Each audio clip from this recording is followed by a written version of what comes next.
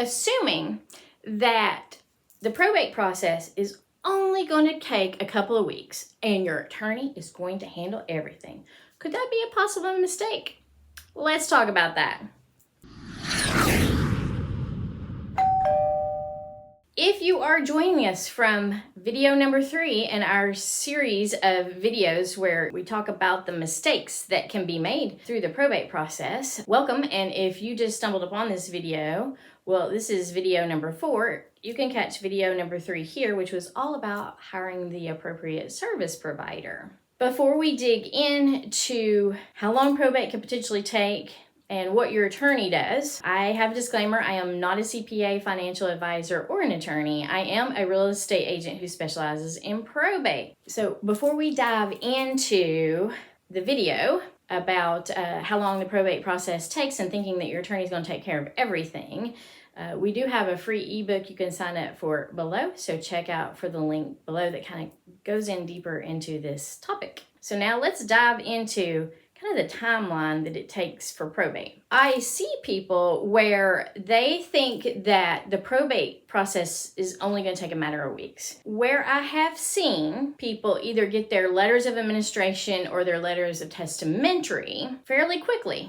in a matter of 6 to 8 weeks, that is only the beginning of the probate process. The probate process can, from the start, last anywhere from 9 months all the way to 18 months. And I've actually seen it go on for more than 2 years. So let's talk about some of the reasons why the process can take so long. The first reason why the probate process can take so long could be because of the complexity of the estate. The estate could have multiple properties, or it could have multiple heirs that people are trying to find. Because even if you have a will and it states that a certain beneficiary is going to get all of the belongings, all of the heirs still have to be notified. And sometimes family members get lost.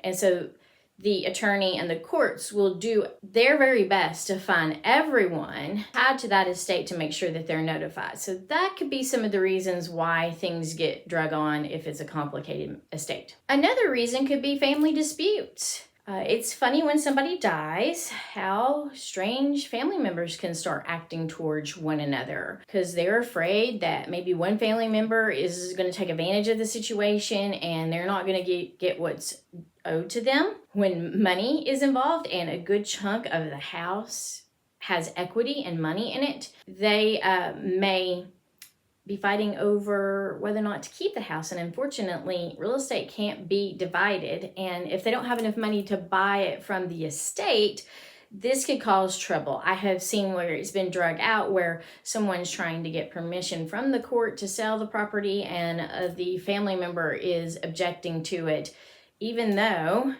it is a viable sale and they don't have enough money to buy the house from the estate. So family squabbles can be a really big deal. I feel like money reveals who you are. So whether you're a kind person or you're not so kind, when money comes to play, if you get more of it, you're still going to be your true original self. Either you're going to be kind or you're going to be not so kind. And unfortunately, this is why things can go on for years when it comes to try to settle an estate. Another reason could be the jurisdiction that you're in, the county court that you're in, the amount of case files they have to go through. I will say, living on the south end of Atlanta, those counties tend to be able to get things done quickly. Fayetteville, Coweta, I've seen those counties just run like a smooth engine. They can churn paperwork out pretty quickly as you turn it in. Other counties like Fulton County, which is just a little bit north of us, a good part of Atlanta is in Fulton County, and that county in general just tends to be a little bit slower about processing things, and rightly so. They have a bigger population up there. So it could determine where your loved one's last residence was, because that's where you file for the probate court.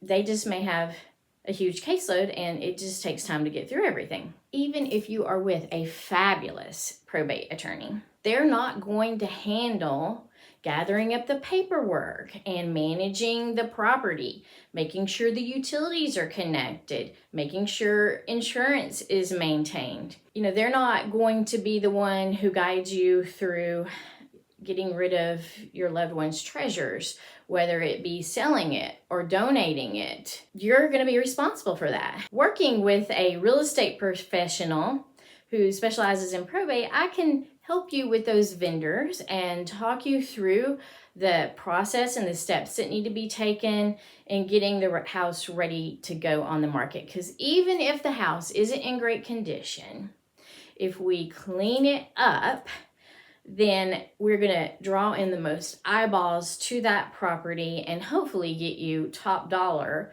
for the house based on the condition. I also will work closely with your attorney just to make sure that if they need any documentation from me, I can easily send it to them so that we can make sure that this process goes as smooth and clean as possible. Because in the end, really, I would like to see the family members getting along and the executor or the administrator getting through the probate process fairly quickly so that the heirs can get their distribution from the estate. If you need help in the state of Georgia with probate, I mainly service the greater Atlanta area. I can certainly help you out.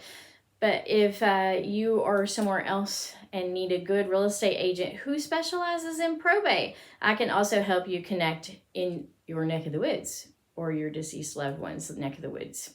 So let me know how I can help you out, and be sure to look for our next video in this series, which is failing to secure the personal property. I hope you found this helpful, and I will talk to you later. Bye. Are you digging the kind of content I'm producing? Then be sure to watch this next video.